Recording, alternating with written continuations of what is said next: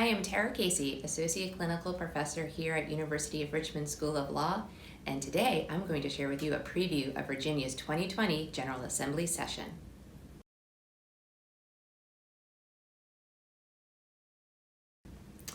Virginia just started its 2020 General Assembly session, but had already started making news back in November.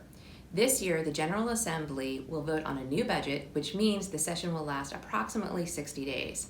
More than 2,000 bills have already been filed. So what can we expect? Some firsts, some lasts, and a whole lot of in-betweens.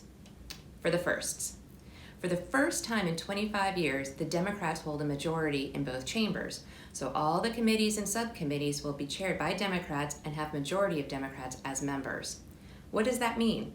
Well, committees that had been often viewed as the place where bills have gone to die actually may now be the places where bills find life.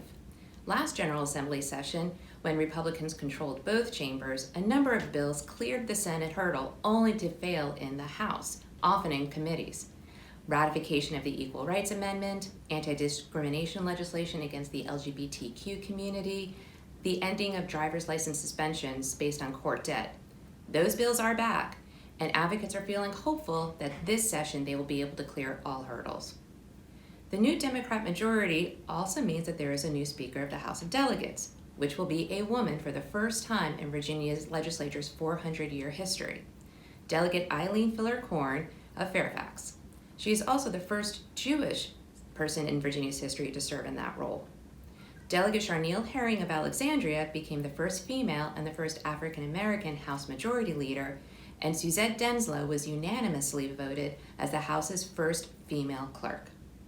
Now about the lasts. Governor Northam introduced his biannual budget to the General Assembly, which will be the last budget he will propose as governor. Often, Virginia governors seek to imprint their legacy through their budgets, and Governor Northam is no different. With a Democrat majority, Governor Northam presented several ambitious goals in his $70 billion budget, with a focus on health care, transportation, education, and the environment. Here are some highlights. $733 million in new funding for natural resource priorities. $145 million to give teachers and support staff a 3% raise. $99 million to hire more school counselors. $95 million in new funding for early childhood education. And $45 million to increase funding for need-based financial aid for Virginia's public colleges and universities. Republican Senator Tommy Norman referred to Governor Northam as trying to play Santa Claus when discussing the proposed budget last month. Although Democrat control provides the governor with some cause for optimism, this budget is not written in pen just yet as committees work through the 2,000 bills they are considering and all of their potential price tags. Now for the in-betweens. Some issues more than others have garnered the public's attention leading up to the General Assembly session, and I'm really sorry, Menhaden, but you're just not getting the attention you deserve. A number of gun reform bills that have failed in committees for years will now more likely see floor votes. A return to Virginia's one handgun per month purchase rule, red flag laws, and universal background checks for all gun sales except those among family members and antiques and inheritances. Several bills also call for studies of the impact of gun violence in Virginia, as well as call for new funds for violence prevention programs and support for shooting victims and their families.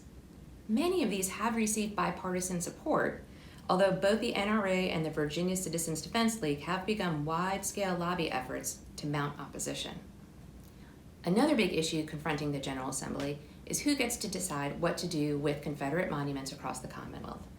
Currently, Virginia law prohibits localities from removing war memorials, which has been interpreted to include Confederate monuments.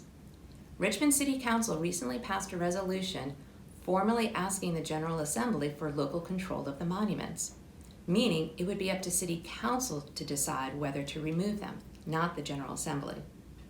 If granted, such a decision would have wide-scale implications across the Commonwealth, possibly empowering other localities to act similarly, like Charlottesville, which has been fighting to remove a statue of the Confederate General Robert E. Lee for years. Last but certainly not least, comprehensive redistricting reform is back on the table. A proposed redistricting constitutional amendment that would create a nonpartisan redistricting commission passed the General Assembly last year, but it will not take effect unless it passes again this year and then is approved by the voters. There have been some rumblings that Democrats may seek to pump the brakes on this reform for reasons ranging from those seeking even more ambitious reform to those who are feeling slightly emboldened by the changing demographics of the electorate. With the 2020 census hanging in the balance, this issue has the potential of affecting the future of Virginia's politics more than any other. CNADA is scheduled for Saturday, March 7th, so we've got a long time to go before we get answers to any of these questions. To stay up to date on what's happening at the Capitol, follow the Virginia Public Access Project and support your local news and journalists.